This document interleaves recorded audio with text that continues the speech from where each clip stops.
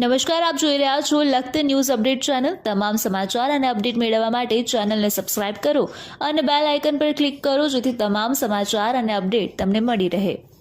લખતર તાલુકામાં આખો દિવસ વાદળ છાયા વાતાવરણ રહ્યા બાદ સાંજના સમયે તોફાની પવન સાથે વરસાદનું આગમન। વરસાદ આવતા વાના સહિતના પશુ પક્ષી સલામત સ્થળ ગોતવા લાગ્યા।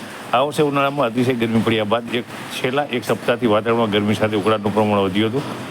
લોકો સવાર સાંજ બપોરના સમયે પંખા એસી કુલર વગર રહી ન શકે તેવી હાલત સર્જાવા પામી હતી। ત્યારે છેલ્લા એક સપ્તાહથી વાતાવરણમાં ભેજનું પ્રમાણ વધતા ગરમી સાથે ઉકળાટ સાથે બફારાનું પ્રમાણ વધ્યું હતું।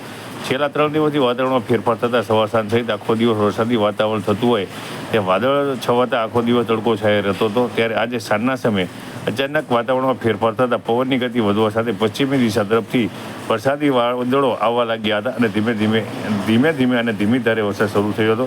આથી આખા દિવસની ગરમીને ઉકળાટ બાદ વાતાવરણમાં ઠંડક છવાઈ હતી।